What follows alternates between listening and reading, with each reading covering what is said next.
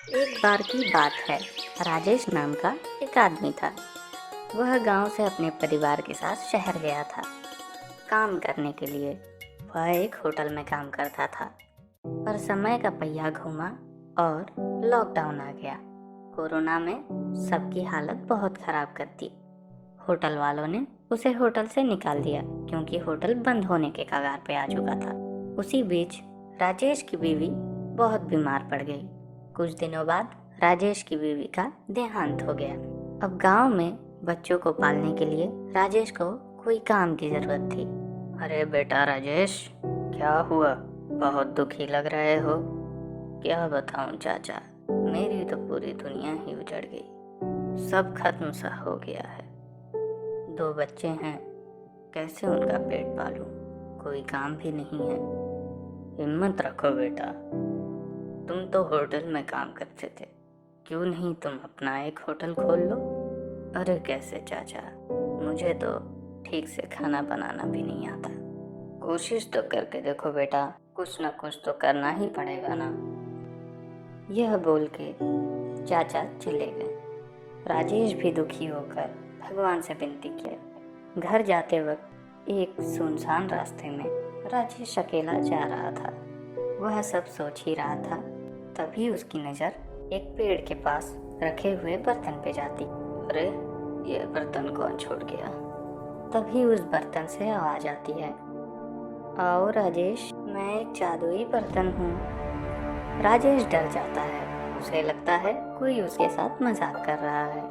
वह डर के जल्दी जल्दी उस बर्तन को उठा के भाग जाता है। घर पहुँच के वह उस बर्तन में बिरयानी बनाने की कोशिश करता है और पहली बार में ही बिरयानी बहुत ही स्वादिष्ट बनती है। राजेश दूसरे दिन से ही अपना होटल खोल लेता है। उसका होटल बहुत ही अच्छे से चलता है और उसकी आमदनी भी ठीक हो जाती है।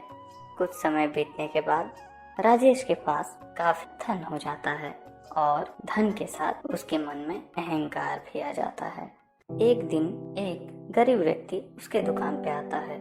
बेटा, बहुत दिनों से मैंने कुछ नहीं खाया, क्या तुम मुझे थोड़ा सा खाना दे सकते हो? राजेश गुस्से से बोला, तुम्हें खाना देने के लिए ही ये होटल खोला है, चले जाओ यहाँ से।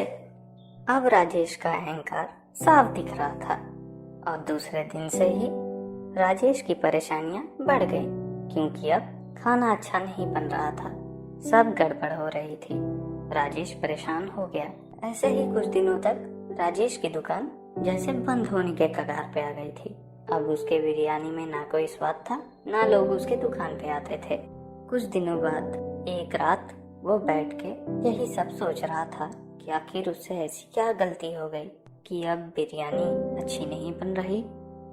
तभी उसे सामने पड़े बर्तन से आवाज आती है, तुम अहंकारी हो गए हो और मैं किसी अहंकारी की कोई मदद नहीं करता। राजेश घबरा गया। उसने चारों ओर देखा तो कोई भी नहीं था। फिर उसने ध्यान से सुना तो उसने पाया कि वह आवाज बर्तन से ही आ रही थी। राजेश को अपनी भूल का पता चल गया। उसे याद आ गया उसने क्या किया था उस गरीब व्यक्ति के साथ। वह उस जादुई बर्तन से क्षमा मांगने लगा। फिर उस बर्तन ने कहा, तुम्हें अपनी गलती का एहसास हो गया, यही पर्याप्त है। बर्तन ने बोला, अब स्वादिष्ट बिरयानी तभी बन सकती है जब तुम किसी भी गरीब को खाली पेट अपने द्वार से जाने नहीं दोगे। तुम हर गरीब की सेवा करोगे और कभी अहंकार नहीं करोगे। राजेश बर्तन की बात मान जाता है। बर्तन बोलता है, यह लो चावल के दाने और जो भी बिरयानी बनाना उसमें ये चावल के दाने थोड़े थोड़े डाल देना। पर हाँ, जिस दिन तुम्हारा अहंकार फिर से जागेगा, यह चावल किसी काम नहीं आएगा। उसके बाद राजेश गरीबों को मुफ्त में बिरयानी खिलाता था और कभी किसी के साथ बुरा बर्ताव नहीं करता था। इसीलिए कभी अहंकार नहीं करना चाहिए और सबके साथ अच्छा व्यवहार करना चाहिए।